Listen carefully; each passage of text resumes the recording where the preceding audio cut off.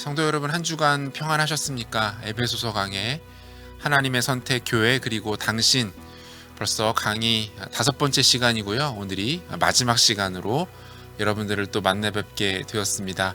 지난 5주 동안 우리는 물론 충분한 시간은 아니었지만 에베소서 전체를 5개의 강의로 살피면서 하나님이 오늘날 우리에게 주시는 하나님의 은혜와 교훈들에 대해서 함께 살피고 묵상할 수 있었는데요.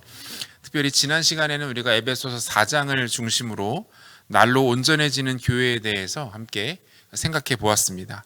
교회가 그리스도를 머리로 한 몸이라는 사실, 우리가 계속해서 강조하고 있는 부분이었고요. 주님께서 그 교회를 온전하게 하시기 위해서 성도 개개인에게 은사를 주시고 그 은사의 다채로움과 풍요로움을 통해서 교회를 온전케 나가신다라는 사실을 또한 확인할 수 있었습니다.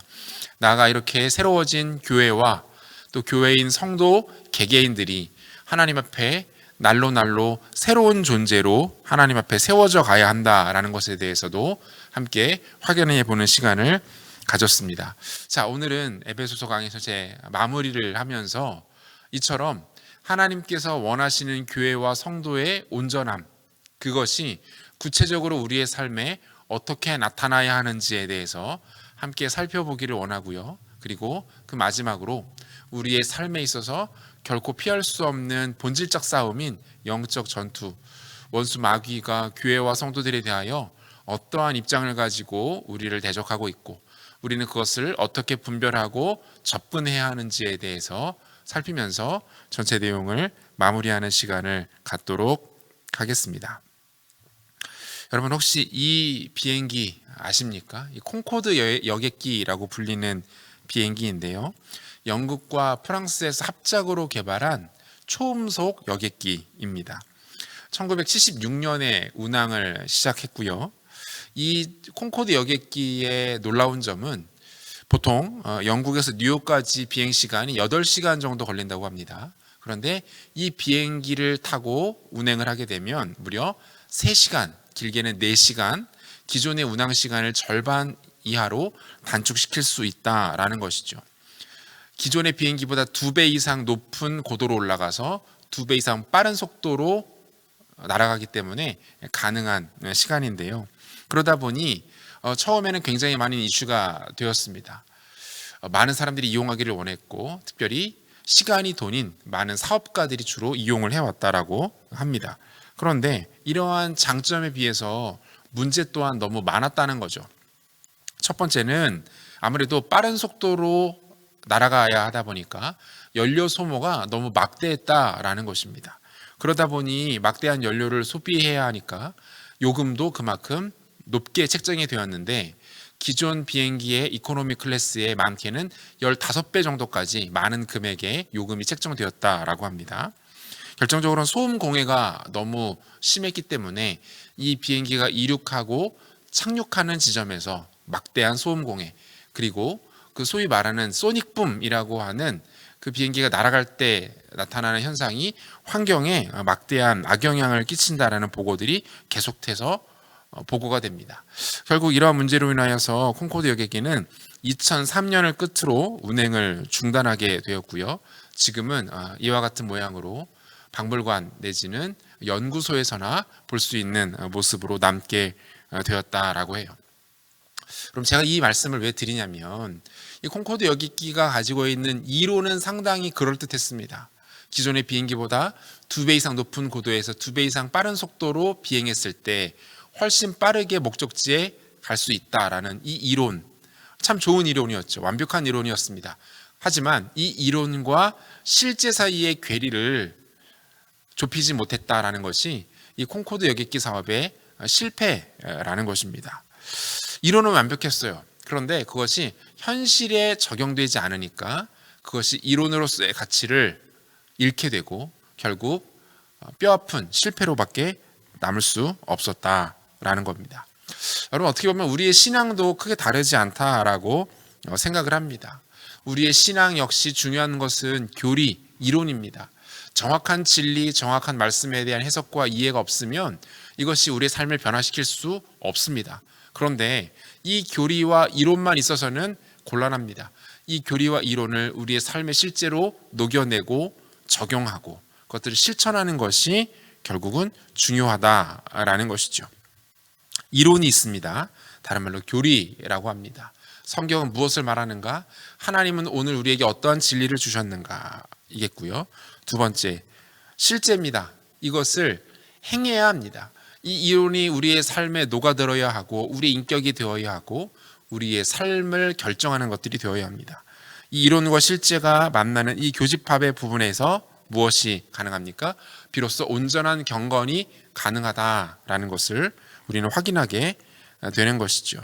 그래서 야고보서 2장 24절에서 이렇게 말씀합니다. 이로 보건대 사람이 행함으로 의롭다 하심을 받고 믿음으로만은 아니니라 라고 이야기를 합니다.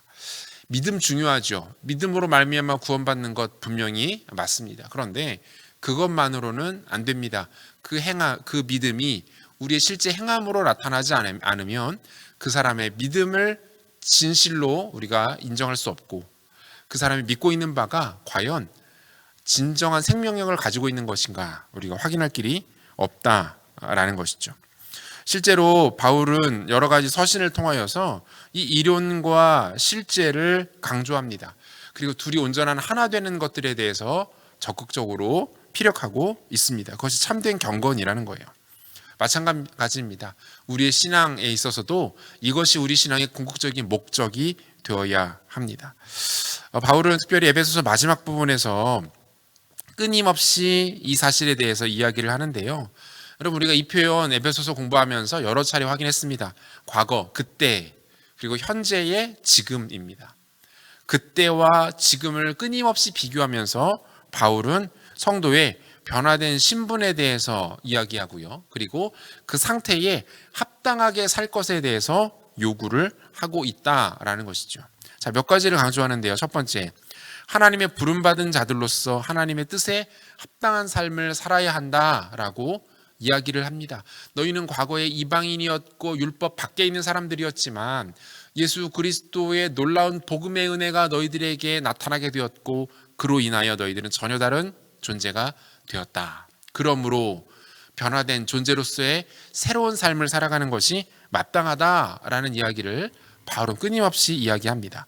두 번째, 하나님을 모르는 허망한 이방 사람들과는 다른 삶. 자, 그렇게 변화된 삶이란 어떤 것인가 구체적으로 들어가 보면 무엇입니까? 이방인, 하나님 없는 세상의 사람들과는 다른 삶. 에베소서 교회를 놓고 보았을 때 에베소 지역에 창궐했던 세속주의와 이교적인 문화들을 배제하고 진리 되시는 예수 그리스도만 따라가는 삶을 살 것에 대해서 강조했고요. 세 번째, 하나님의 사랑을 받고 있는 자녀로서 그리스도를 본받는 삶을 이야기합니다. 교회가 무엇입니까, 여러분? 교회는 예수 그리스도를 머리로 하고 그 부르심을 통하여서 하나가 된 사람들의 집합체, 하나됨이죠, 하나됨. 예수 그리스도를 본받는 것으로 하나된 삶을 살아가는 것이 마땅하다라고 역시 이야기를 합니다. 마지막 네 번째, 악한 세상 속에 지혜롭지 못한 자들과는 구별된 삶. 여러분, 거룩의 의미 뭐죠? 거룩의 뜻은 구별됨입니다. 구별됨. 다름이죠. 세상과는 다름. 하나님 없는 자들과는 다름. 이방인들과는 다른 모습으로 성도가, 교회가 살아가는 것이 마땅하다라고 이야기하고 있습니다. 분명한 선택이 필요합니다. 이전의 모습 그대로 남아있을 것인가, 아니면 하나님 백성다운 새로운 삶으로, 변화된 삶으로 우리의 삶이 실제적으로 바뀌어 나갈 것인가, 이 선택에 대해 결정하라고 바울은 말하고 있는 것이죠. 자, 그렇다면 이러한 우리가 알고 있는 이 이론과 교리를 실제로 행함에 있어서 가장 강력한 동력 무엇일까요? 역시 성령의 충만함이라고 바울은 정리를 하는데요. 에베소서 5장 18절과 19절을 보니까요. 술 취하지 말라. 이는 방탕한 것이니 오직 성령으로 충만함을 받으라. 시와 찬송과 신령한 노래들로 서로 화답하며 너희의 마음으로 주께 노래하며 찬송하며 라고 이야기합니다. 여러분, 이 구절 우리가 잘 알고 있는데요. 우리가 이 구절을 적절하게 사용하지 못하는 경우들이 참 많이 있습니다. 우리는 주로 이 구절을 이 술 취하지 말라, 이 부분에 관심이 있어서인지는 모르겠지만 이 부분을 언급하는 과정에서만 사용합니다. 그런데 정작 에베소서 5장의 본문을 살펴보면 그렇지가 않아요. 여러분, 이 부분의 구조가 어떻게 되어 있느냐면요, 5개의 분사구가 사용됩니다. 시와 찬미와 신령한 노래들로 서로 화답하며 노래하며 찬송하며 감사하며 복종하며, 이 5개의 분사구가 하나의 주동사의 지배를 받는데 그 주동사가 무엇인가? 바로 성령으로 충만함을 받으라. 그러니까 술 취하지 말라 이는 방탕한 것이니 라는 사도 바울의 언급은 성령의 충만을 강조하기 위한 하나의 예시에 불과하는 것이죠. 시와 찬미와 신령한 노래들로 화답하고 노래하며 찬송하며 감사하며 복종하며, 이 모든 것들을 결국 가능하게 하는 것이 무엇이다? 성령으로 충만함을 받을 때 가능하다라고 이야기를 하고 있는 것입니다. 여러분, 이것은요, 제가 이제부터 말씀드리게 될 성도의 실제적인 삶의 모습 속에서도 그대로 동일하게 적용이 된다라고 이해를 하시면 틀림이 없습니다.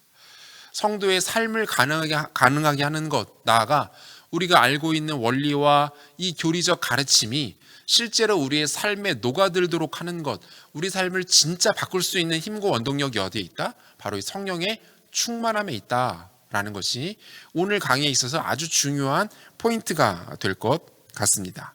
자, 이러한 전제를 가지고 성령 충만할 때 우리는 어떤 삶을 살게 되는가? 동시에 이러한 삶을 살기 위해서 우리는 마땅히 성령 충만함을 받아야 하는데 그것이 무엇인지 구체적으로 한 번 더 살펴보도록 하겠습니다. 여러분, 한 개인에게 있어서 가장 직접적인 영향을 주는 관계는 무엇일까요? 한 개인에게 있어서 가장 직접적이고 깊이 있고 또 오랜 기간에 영향을 주는 관계는 다름 아닌 부부관계일 것입니다. 아직 결혼을 하지 않은 사람이라면 아마도 이것에 대하여 많은 시간을 기도하고 고민하며 또 꿈꾸며 준비하게 될 것이고, 결혼을 하신 분이라면 이 관계를 지속시켜 나가고 이 관계를 더욱더 풍요롭게 하기 위해서 많은 에너지와 노력을 기울이는 것들을 우리 주변에서 쉽게 보게 됩니다. 부부 사이에 대한 권면으로 바울은 성령 충만의 직접적인 영향에 대해서 이야기를 해요. 자, 아내와 남편을 위한 상호 지침이 이제 5장 22절에서 33절까지에 걸쳐서 나타나고 있는데요. 먼저 아내가 남편에게 어떻게 반응해야 하는지를 바울은 이야기를 합니다. 한번 읽어보죠. 아내들이여 자기 남편에게 복종하기를 주께 하듯 하라. 이는 남편이 아내의 머리됨이 그리스도께서 교회의 머리됨과 같음이니 그가 바로 몸의 구주시니라. 그러므로 교회가 그리스도에게 하듯 아내들도 범사에 자기 남편에게 복종할지니라. 이렇게 되어 있습니다. 여러분, 제가 이 말씀을 읽을 때 몇 포인트를 조금 나름 강조를 했는데요. 아마 눈치채셨는지 모르겠습니다. 핵심은 뭡니까? 머리됨. 여러분, 이 머리됨이라는 것은 크게 2가지 의미를 갖습니다. 첫 번째는 권위 있는 근원이라는 의미를 갖고요. 또 하나는 책임 있는 근원이다, 이렇게 말할 수 있습니다. 바울이 말하는 부부관계, 특별히 아내가 남편을 대함에 있어서 반드시 기억해야 될 것은 무엇입니까? 바로 이 남편의 머리됨이라는 거예요. 여러분, 이 머리됨이라는 것은요, 단순히 남편이 아내보다 높다 또는 힘이 있다, 권위를 갖는다, 이 정도 수준에 머무르는 메시지가 아닙니다. 기능과 중요도의 문제예요. 높고 낮음의 문제 아닙니다. 그런 차원의 이야기가 아니에요. 머리는 권위 있는 근원이고 책임 있는 근원이다라는 겁니다. 남편이 아내를 머리됨으로 통하여서 그 역할을 하는 것은 그만큼의 책임과 또 그만큼의 권위의식이나 권위주의가 아닌 진정한 의미에서의 권위로서의 역할을 하나님이 남편에게 부여하셨다라는 것을 말하는 겁니다. 실제로 이것은 성경 곳곳에서도 찾아볼 수 있는데요. 가장 대표적으로 하나님의 거룩한 창조가 아담으로부터 시작되어서 하와로 마무리됩니다. 하나님이 자신의 형상을 따라 아담을 지으시고 그 코에 생기를 불어넣어 인간을 만드시죠. 그리고 그를 잠재우신 이후에 갈빗대 하나를 취하셔서 하와, 즉 그의 배우자를 창조하시는 이 과정, 이것이 의미하는 바가 무엇입니까? 머리됨의 메시지가 담겨 있다라는 것이고요. 또 하나, 영광스러운 구원, 예수 그리스도와 교회의 역할에 있어서도 우리가 이미 살폈던 것처럼 예수 그리스도는 교회의 머리됨이다. 교회를 가능하는 것이 무엇이다? 예수 그리스도이시고 예수 그리스도의 희생과 십자가와 부활의 능력으로 말미암아 생명이 가능해지고 교회가 세워지는 이 구원의 과정을 통하여서 이 머리됨의 개념이 다시 한번 정리되고 있다라고 볼 수 있습니다. 여기서 또 하나의 중요한 것은 이 머리됨이 갖는 것은 권위, 그리고 또 하나의 중요한 역할이지만 또 하나 뭡니까? 불가분성이에요. 머리가 몸과 떨어질 수 있습니까? 잠시 바빠서 머리를 다른 데 두고 올 수 있습니까? 그럴 수는 없죠. 몸과 머리는 분리될 수 없습니다. 생명으로 연결된 관계, 뗄래야 뗄 수 없는 관계다라는 것을 말하고 있는 것이지요. 바울은 아내들에게 분명하게 권면합니다. 남편을 머리됨으로 여기라. 남편의 권위를 인정하라. 남편의 역할에 대하여 존중하라라는 것을 이야기하고 있는 거예요. 자, 그렇다면 남편은 아내에게 어떤 모습으로 다가서야 합니까? 계속해서 28절과 29절을 보면 이와 같이 남편들도 자기 아내 사랑하기를 자기 자신과 같이 할지니 자기 아내를 사랑하는 자는 자기를 사랑하는 것이라. 누구든지 언제나 자기 육체를 미워하지 않고 오직 양육하여 보호하기를 그리스도께서 교회에게 함과 같이 하나니라고 말합니다. 여러분, 성경은요 남존 여비와 같은 남성 우월주의를 이야기하지 않습니다. 여러분, 이 말씀을 보시면요 한눈에 봐도 알 수 있죠. 성경은 남편에게 아내 사랑에 대한 더 큰 의무와 책임을 지우고 있다는 것을 확인할 수 있습니다. 아주 쉬운 논리인데요.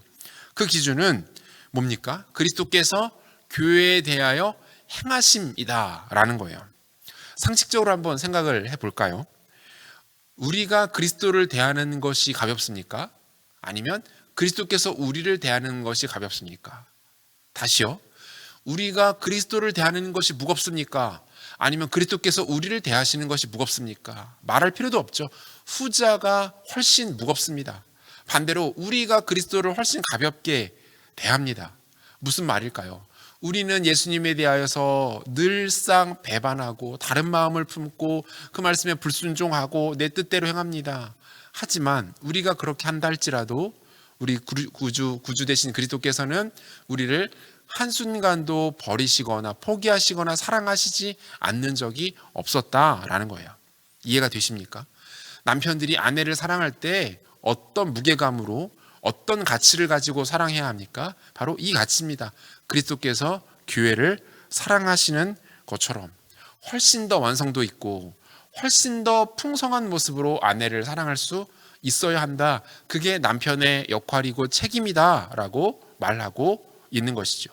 아내가 남편을 머리되매로 인정할 때 반대로 남편이 아내를 그리스도께서 교회를 사랑하시듯 사랑할 때 그것은 남편과 아내 간의 부부 사이의 온전한 하나됨과 온전한 성숙을 가능하게 한다라는 것을 바울은 이야기하고 있는 것이죠. 자, 계속해서 구약에서는 이스라엘 백성의 남편으로서의 여호와 하나님에 대한 이미지를 우리에게 심어줍니다. 하나님은 계속해서 자기 백성들을 자신의 신부 삼으시고 자신은 그 백성의 남편이다 라고 말씀하시죠. 호세아서 같은 경우에도 보면 하나님이 고멜이라는 음탕한 여인을 아내로 호세아에게 맞이하라 라고 말씀하시고 그것을 무엇으로 비유하십니까? 하나님 자신과 간음하는 이스라엘 백성들의 관계로 비유하여 설명하시기도 합니다. 신약으로 넘어오면 어떤가요? 회복된 이스라엘 백성, 교회이자 성도의 영적 남편이신 예수 그리스도에 대해서 이야기하면서 계속해서 남편의 역할들에 대하여 강조하고 있는 거죠. 자, 28절에 보면 이와 같이 남편들도 자기 아내 사랑하기를 자기 자신과 같이 할지니 라고 나오는데요. 여러분, 이 표현이 어디서 나왔던 표현인지 혹시 좀 느낌이 오십니까? 레위기에서 하신 말씀이에요. 내 이웃 사랑하기를 내 자신과 같이 사랑하라. 사랑하기를 자신과 같이 사랑하라 라고 말씀하십니다. 결과적으로 남편의 가장 가까운 이웃이 곧 아내가 되어야 한다라는 것을 의미하는 것이고, 반대로 아내의 가장 가까운 이웃이 남편이 되어야 한다라는 것을 이야기를 합니다. 하나님께서 우리에게 주신 계명 두 가지 여러분 기억하십니까? 첫 번째 뭡니까? 하나님을 사랑하는 것. 두 번째, 이웃을 사랑하는 것. 하나님 사랑과 이웃 사랑이라는 이 온전한 계명을 지킴에 있어서 이 두 번째, 이웃 사랑에 있어서 가장 첫 번째 이웃, 첫 자리에 있는 이웃이 누구다? 바로 나의 남편, 나의 아내, 나의 배우자이다 라는 것을 말씀하고 있는 거예요. 자, 이 부부와 교회의 신비를 결코 우리가 빼놓을 수 없습니다. 결국 이 남편과 아내와의 관계 속에서도 핵심은 무엇입니까? 그리스도라는 것을 이해할 필요가 있어요. 에베소 5장 32절 33절이죠. 이 비밀이 크도다. 나는 그리스도와 교회에 대하여 말하노라. 그러나 너희도 각각 자기의 아내 사랑하기를 자신같이 하고 아내도 자기 남편을 존경하라 라고 말합니다. 남편의 아내 사랑을 어떻게 말하죠? 교회, 성도를 향한 그리스도의 사랑으로 말하고 있고요. 아내의 남편 복종은 그리스도를 향한 교회의 복종이다 라고 이야기하고 있는 것입니다. 자, 무엇을 말할까요? 온전한 부부관계를 위해서 가장 우선시 되어야 하는 것이 무엇인가에 대하여 묻고 있는 거예요. 부부가 온전히 하나 되기를 원하고 사랑하기를 원하고 소위 말하는 장수하며 해로하기 위해서 가장 필요한 것 무엇일까요? 결국 그리스도와 교회에 대한 이해를 갖는 것입니다. 교회 안에 계시된 구원의 영광을 깨달아 아는 것입니다. 여러분, 이게 먼저라는 거예요. 그리스도와 교회가 과연 어떤 관계를 갖고 있는지, 그리고 교회 안에 계시된 구원의 영광이 무엇인지를 이해하면 이것을 가지고 이 영광과 이 가치를 부부 사이에 투영해내기 시작할 때에 어떻게 해요? 온전한 부부의 연합이 가능하다라는 것을 말하고 있는 것이죠. 인간적인 사랑과 인간적인 애씀에는 반드시 한계가 있습니다. 여러분, 이미 경험해 보셔서 잘 아시잖아요. 남편을 사랑하는 것, 아내를 사랑하는 것, 우리 해야 하고 물론 잘하고 계신 줄 알지만 우리의 마음대로 되던가요? 인간적인 노력만으로 가능하던가요? 그렇지 않습니다. 이 비밀을 깨달을 때, 부부가 이 비밀을 함께 깨달을 때에 온전한 부부의 연합이 가능하다라는 것을 바울은 말하고 있는 것이죠.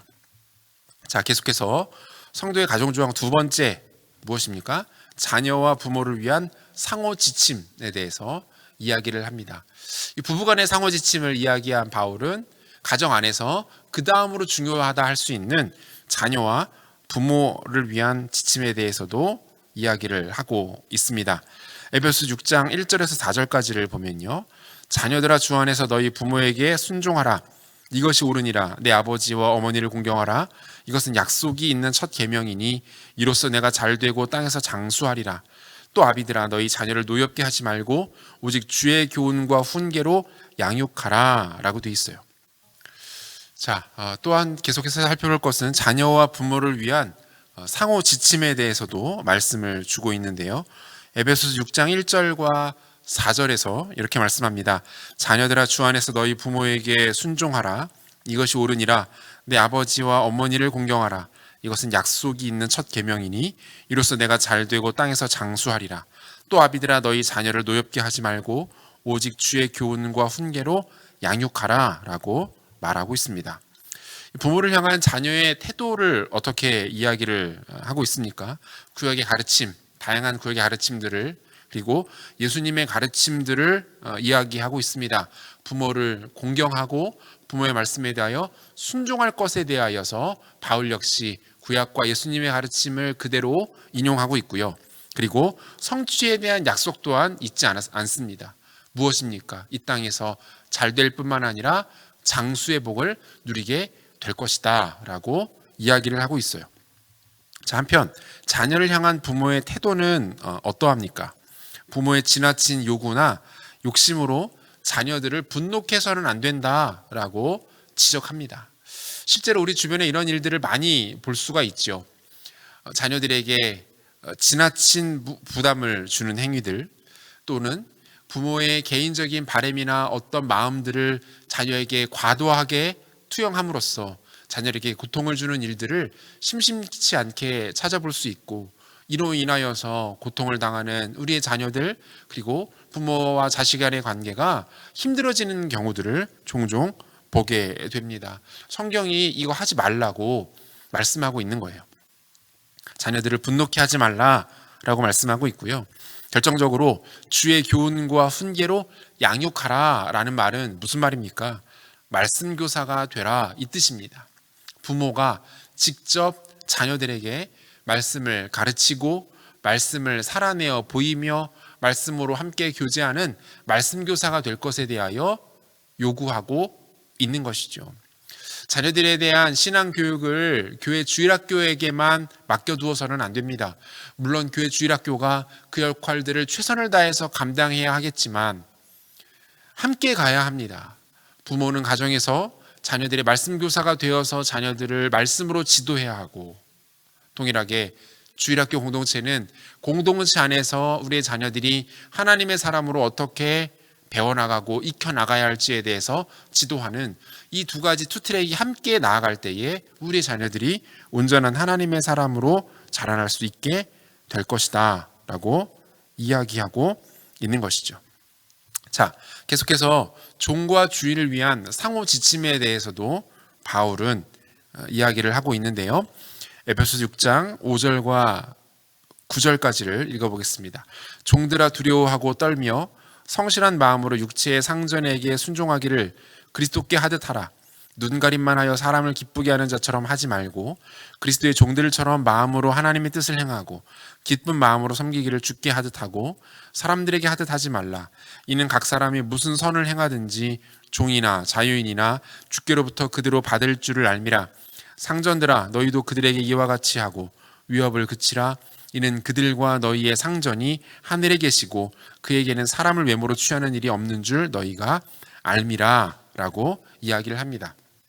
자, 하나님은 우리에게 종과 상전의 관계를 보여주시면서 이것이 오늘 살아가는 우리에게 직접적으로 적용될 수는 없을 것입니다. 하지만 이것은 우리의 모든 업에 있어서의 관계들, 다시 말하면 하나님께서 우리를 부르신 부르심의 자리에서 우리가 사회생활을 감당해 나가면서 만나는 모든 관계들 속에서 적용해 볼 수 있는 메시지라고 볼 수 있습니다. 자, 여러분 보세요. 처음으로 하나님께서 부부간의 관계에 대해서 말씀을 하시고 그 다음으로 중요한 부모와 자식 간의 관계에 대해서 말씀하시고 이제는 가정의 울타리를 벗어나서 우리가 사회생활을 하며 세상 속에 살아가면서 만나는 모든 관계들에 대해서도 중요한 지침을 주고 계시다라는 것을 알 수 있는 것이죠.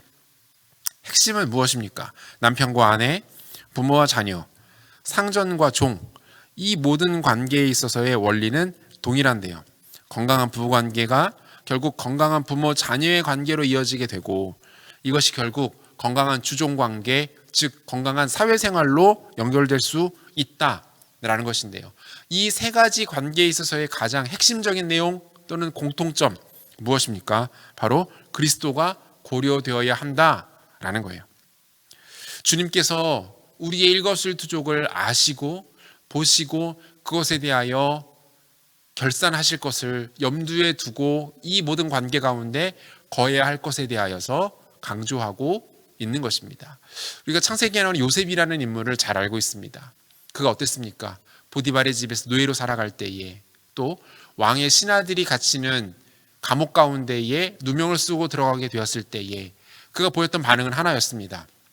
모든 상황 가운데 최선을 다하여서 성실하고 정직하게 반응했던 것을 볼 수 있습니다. 그가 그렇게 했던 이유는 무엇입니까? 코람데오, 하나님 앞에서, 그가 하나님 앞에서 살아가는 훈련을 충분히 했기 때문에 하나님께서 보고 계신다는 마음으로, 하나님께서 자신을 그곳에 보내셨다라는 마음으로 이 모든 사람들과 관계들을 섬겨 나가고 있는 것들을 우리가 볼 수 있는 것이죠. 이 모든 관계가 그리스도를 통하여서 전제되어 있어야만 한다라는 것을 바울은 이야기하고 있는 것입니다. 자, 여기까지 한번 정리를 해볼까요? 사도 바울은 에베소 교회 성도들에게 성령 충만할 것에 대하여서 이야기를 합니다. 그것이 실제적인 성도의 삶 자체를 능히 바꿀 수 있다. 말씀이 그들의 실제가 되어 나타나는 그 힘이 다른 것이 아닌 성령 충만함에 있다라고 이야기를 하고, 그 성령 충만할 때에 부부간의 관계와 부모 자식 간의 관계, 그리고 우리 일상에서 만나는 여러 다양한 관계 속에서 그리스도를 모시고 살아가는 관계적 승리를 거둘 수 있다라고 이야기하고 있는 것이죠. 자, 이제 조금 다른 차원으로 한번 넘어가 보도록 하겠습니다. 우리에게 가장 실제적으로 치열하게 싸움이 벌어지고 있지만 우리 눈에는 보이지 않는 영역이 있는데요. 그것이 무엇입니까? 바로 영적 싸움의 현실입니다. 영적 싸움의 현실과 그 대적의 실체, 한번 바울이 뭐라고 이야기하고 있는지 한번 살펴보죠. 에베소 6장 12절입니다. 우리의 씨름은 혈과 육을 상대하는 것이 아니요 통치자들과 권세들과 이 어둠의 세상 주관자들과 하늘에 있는 악의 영들을 상대함이라 라고 이야기를 하고 있습니다. 자, 우리의 씨름이 어디 있대요? 혈과 육을 상대하는 것이 아니다. 여러분, 이 말은요, 우리가 눈에 보이는 대상들과 싸우는 것이 아니다. 사람과 사람으로 대표되는 인간적 세력이 우리의 주된 적이 아니다라는 것을 의미하고 있는 겁니다. 오히려 공중권세 잡은 자, 통치자들과 권세들과 이 어둠의 세상 주관자들과 하늘에 있는 악의 영들이 곧 우리가 대적해야 될 대상들이다. 소위 그래서 우리는 이 전쟁을 가리켜서 영적 전쟁이라고 이야기를 합니다. 여러분, 이 영적 전쟁에 대해서 다양한 설명과 다양한 형용이 가능할 것 같아요. 그런데 저는 오늘 여러분들께 이 한 가지를 소개해드리고자 합니다. 뭡니까? 영적 전쟁은 진리 대결이다. 영적 전쟁은 진리 대결이다. 이 관점으로 접근을 해보려고 하는데요. 왜 그렇습니까? 여러분, 원수마귀의 실체는 무엇입니까? 그는 거짓말하는 자입니다. 예수님께서 직접 말씀하시죠. 그는 거짓을 말하는 거짓의 아비다 라고 말씀하세요. 성도들에게 거짓 메시지를 주어서 성도들을 진리로부터 떠나도록 만드는 실체, 성도들로 하여금 진리를 벗어나도록 종용하는 실체, 아직까지 복음을 알지 못하는 사람들로 하여금 어떻게 해서든지 이 진리를 듣지 못하게 만들고 그들이 알고 있는 잘못된 가치들이 진리로 여기게 만드는 거짓을 말하는 실체가 원수 마귀라는 거예요. 자, 그래서 사탄의 메시지는 어떻게 나타납니까? 거짓말을 통해 나타나게 됩니다. 그리고 이 거짓말은 결과적으로 우리에게 비성경적 세계관을 만들게 된다라는 게 제가 말씀드리고자 하는 메시지의 핵심입니다. 뭡니까? 사탄의 거짓말은 비성경적 세계관이다라는 거예요. 자, 이 표를 하나 보여드릴 텐데요. 여러분, 우리가 실제로 살아가고 있는 이 세상, 세계는 많은 것들로 이루어져 있습니다. 이 세계를 만드시고 주장하시는 분 하나님이시고요. 이 세상의 가장 주인, 인간이죠. 인간이 세상을 살아가지 않습니까? 만물의 영장이라고 하죠. 그리고 하나님께서 인간에게 허락하여 두신 자연이라는 것이 있고요. 이 자연 안에 무엇이 존재합니까? 죽음이 존재하고 고통이 존재합니다. 자, 하나님의 진리는 하나님과 인간과 자연, 죽음, 고통에 대하여 명확한 대답을 주십니다. 그 대답이 뭡니까? 바로 성경이에요. 우리는 성경을 통해서 하나님이 어떤 분이신지, 인간은 어떤 존재인지, 자연은 어떻게 창조되었으며 어떻게 운영되는지 알 수 있습니다. 인간에게 왜 죽음의 문제가 생겼고 죽음 이후에는 어떤 일들이 벌어지는지 우리는 성경을 통해 알 수 있고요. 인간에게 고통은 왜 생겨나는가, 고통은 어떤 경향으로 펼쳐지게 되는가, 이건 역시 성경을 통해 알 수 있습니다. 하나님이 우리에게 주신 당신의 단 하나의 유일한 진리인 성경을 통해 우리는 이것을 알 수 있는 것이죠. 그런데 여러분, 사탄의 거짓말들은 굉장히 다양하게 다채롭게 펼쳐지게 됩니다. 하나님에 대해서는 어떻습니까? 무신론, 신은 없다. 범신론, 신은 모든 것이다. 이단, 예수를 말하는 것 같지만, 하나님에 대하여 소개하는 것 같지만 결국은 자기들의 욕심에 따라 하고 싶은 이야기를 하는 이단들이 하나님에 대하여 거짓 메시지를 전달합니다. 인간에 대해서는 어떻습니까? 진화론, 인간은 신의 창조물이 아니라 진화를 통해 생겨난 존재들이다. 인간의 구조에 대해서 어떻게 해야 합니까? 하나님은 모든 인간을 당신의 형상으로 존귀하게 지으셨음에도 불구하고 어떤 나라에서는 카스트 제도와 같이 인간의 등급을 나눕니다. 남존 여비와 같은 오랜 시간 동안 동아시아 문화권을 잠식했던 이 유교적 사상들이 많은 사람들을 이 진리로부터 떠나도록 만들었습니다. 자연은 어떤가요? 이신론이라고 하죠. 하나님은 창조하셨을 뿐 단 하나의 법칙을 통해서만 세상을 운용하신다. 성경적이지 않습니다. 범신론, 아까 말씀드렸죠. 모든 것이 신이다. 모든 것에 신이 존재한다. 애니미즘, 토테미즘, 샤머니즘과 같은 어떤 영적 세력이 자연 속에 여전히 함께하고 있음에 대해 그들이 곧 신이다라고 말하는 사상들. 죽음, 고통에 대해서도 마찬가지 아닙니까? 윤회한다. 한 번 죽은 사람이 다른 생애로 태어난다.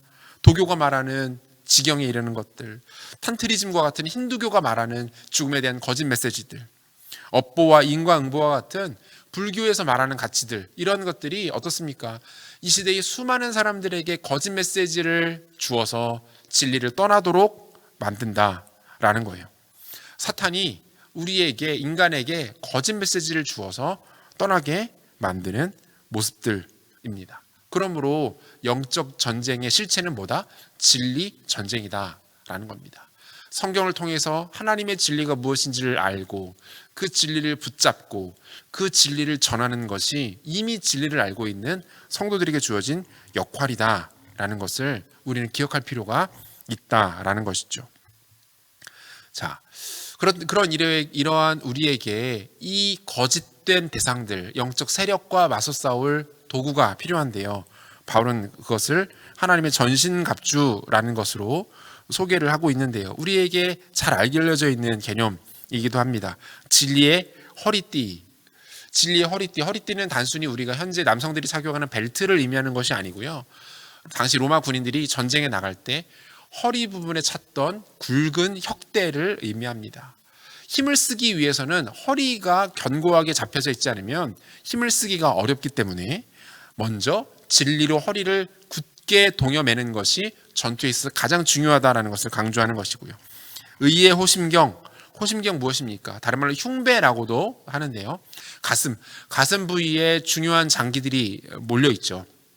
가슴을 지키면서 의를 통하여서 우리의 가장 중요한 부위들을 방어해낸다. 이런 뜻이 될 것 같고요. 평안의 복음의 신이라고 해서 이 고대 로마 군사 시스템 중에 하나가 진영을 이루어서 싸우는 싸움들이 많았습니다. 이 진영에 있어서 핵심은 이 병사들이 자신이 서 있는 땅을 굳게 딛고 적군이 몰려와도 밀리지 않는 그 모양이 굉장히 중요한데요. 그러기 위해서 중요했던 것이 무엇입니까? 신을 굳게 신고 땅에서 발이 미끄러지지 않도록 하는 것이 굉장히 중요한 포인트였습니다. 평안의 복음의 신을 굳게 동여맨다라는 개념이 나오게 되고요. 믿음의 방패, 이 그림에는 방패가 좀 잘못 표현되긴 했는데요. 당시 로마 군인들이 쓰던 방패는요, 가죽을 물에 오랜 시간 담가 놓았다가 그 가죽을 여러 겹으로 덧대어서 사람 전신을 가릴 수 있을 만한 커다란 방패로 만들었다고 합니다. 방패를 이런 식으로 만드는 이유는 적군의 불화살, 화살 끝에 불을 붙여서 쏘았을 경우에 그것이 방패에 꽂혔을 때에도 방패가 불에 타지 않도록 하기 위한 방법이었다고 해요. 원수 마귀가 거짓의 불화살을 날릴 때에도 믿음의 방패가 그것들에 불타지 않기 때문에 그 공격을 능히 막아낼 수 있는 것이죠. 구원의 투구 필요하죠. 머리를 보호하는 역할, 상징적인 역할을 갖습니다. 그리고 마지막으로 단 하나의 무기, 성령의 검, 곧 하나님의 말씀인 것이죠. 자, 이 6가지의 이 도구들, 진리의 허리띠, 의의 호심경, 평안의 복음이 준비하는 것으로 신은 신, 믿음의 방패, 구원의 투구, 그리고 성령의 검, 하나님의 말씀. 이것을 우리가 굳게 장착할 때에 우리는 뭐다? 우리에게 거짓을 증거하는 원수 마귀의 유혹으로부터 자유할 수 있게 될 것이고요. 여전히 거짓 가운데 방황하고 있는 사람들에게 찾아가서 그들을 진리의 길로 인도해낼 수 있을 것이고, 우리를 대적하는 모든 영적 세력을 능히 꺾을 수 있을 것이다 라고 말씀하고 있는 거죠. 자, 모든 기도와 간구, 성령 안에서의 기도, 바울은 오늘 전체적인 메시지, 특별히 이 영적 전투에 있어서 가장 중요한 것을 다름 아닌 기도로 정리하고 있어요. 에베소 6장 18절과 19절입니다. 모든 기도와 간구를 하되 항상 성령 안에서 기도하고 이를 위하여 깨어 구하기를 항상 힘쓰며 여러 성도를 위하여 구하라. 또 나를 위하여 구할 것은 내게 말씀을 주사 나로 입을 열어 복음의 비밀을 담대히 알리게 하옵소서 할 것이니 라고 말씀하고 있습니다. 영적 전쟁에 있어서 가장 중요한 것이 무엇일까라는 질문에 바울은 이 질문으로 정리를 하고 있다고 생각이 되어져요. 하나님의 전신갑주를 두르는 것 중요합니다. 필수적인 일이죠. 그런데 이것만으로는 부족하다고 말하고 있는 거예요. 여러분, 영적 전쟁은 무엇으로 합니까? 기도로 하는 거다. 하나님의 전신갑주를 갖추는 것만으로도 부족합니다. 그것을 가지고서는 겨우 원수 마귀의 공격을 견뎌낼 수 있을 뿐일 것입니다. 무엇이 필요합니까? 기도로 원수의 진을 파괴하는 힘들이 우리에게 필요하다. 바울은 이것을 말하고 있는 거예요. 모든 기도와 간구, 성령 안에서 기도하라. 깨어 기도하라. 그리고 나를 위하여 기도하라. 영적 전쟁을 향한 기도, 그리고 중보 기도의 힘에 대해서 바울은 이야기합니다. 뭡니까? 적들의 공격 앞에 우뚝 서기 위한 무릎 꿇음이 필요하다. 서기 위해서 필요한 거 뭡니까? 여러 가지를 갖추는 것입니까? 용맹함입니까? 그거 물론 필요하죠. 그런데 잘 서기 위해서 필요한 것은 무릎 꿇는 것이다. 잘 서기 위해서는 잘 꿇어야 한다. 하나님 앞에 엎드려 기도하는 일들이 필요하다라고 말하고 있는 것이죠. 자, 오늘의 강의 그리고 전체적인 내용들을 한번 정리를 해보자면, 여러분, 오늘 바울은 마땅히 변화된 삶을 살아가야 하는 성도의 세부적 삶의 모습에 대해서 이야기를 했습니다. 가장 중요한 전제가 하나 있었죠. 그게 뭡니까? 실제 삶의 하나님의 질서와 원리가 나타나기 위해서 필요한 것은 무엇이다? 성령의 충만함이다. 이 성령의 충만함을 통하여서 부부관계가 성숙해질 것이고, 부모와 자식 간의 관계가 깊어질 것이며, 종과 상전의 관계, 즉 우리가 일상에서 만나는 모든 관계 속에 풍요로움이 나타나게 될 것인데, 그 안에는 그리스도가 전제되어야 하고, 이것을 가능하게 하는 것은 성령의 충만함이다. 또 하나, 우리가 이 땅에서 직접적으로 상대해야 될 대상은 눈에 보이는 혈육이 아니라 진리 대결, 영적인 원수 마귀와의 진리 대결인데, 이것에 있어서 전신갑주를 취하는 것 중요하고 그것을 반드시 필요하지만, 무엇보다 하나님 앞에 간절한 기도, 능력 있는 기도, 힘 있는 기도가 절대적이다라고 말하고 있는 것이죠. 제 전체적인 에베소 강의를 마무리하면서 구약의 한 인물이 떠올랐습니다. 바로 다니엘이라는 인물이었어요. 여러분, 다니엘 잘 아시죠? 이방 나라에 살았던, 바벨론, 메데, 바사까지 3번의 왕권이 제국이 교체됨에도 불구하고 변함없이 2인자 총리의 자리에 머물러서 수많은 왕들을 섬겼던 다니엘이었습니다. 그럼 그를 모함하는 수많은 대적들 앞에서도 끝까지 하나님 앞에 바로 설 수 있었던 힘이 과연 어디에 있었을까? 저는 이 다니엘의 삶의 원리 속에서 에베소서의 비결들을 발견하게 되는 것 같아요. 그는 자신의 신분이 어떤 존재인지를 정확하게 알고 있었습니다. 하나님의 백성, 비록 이방 땅 한복판을 살아가고 있지만 구원받은 하나님의 백성으로서 자기가 존재하고 있다는 것을 그는 분명히 알 수 있었고, 그리고 늘 깨어 기도하고 말씀 가운데 거함을 통하여 성령 충만함으로 모든 상황들을 분별해 나갔습니다. 또한 그가 그렇도록 오랜 시간 동안 2인자, 제국의 2인자리의 자리에 머물러 수 있었던 것은 그가 왕을 대함에 있어서, 또 주변의 사람들을 대함에 있어서 어떻습니까? 성령 충만하여 그들을 진심으로 대했기 때문에 이것이 가능하지 않았을까라는 생각도 해보게 되는 것 같습니다.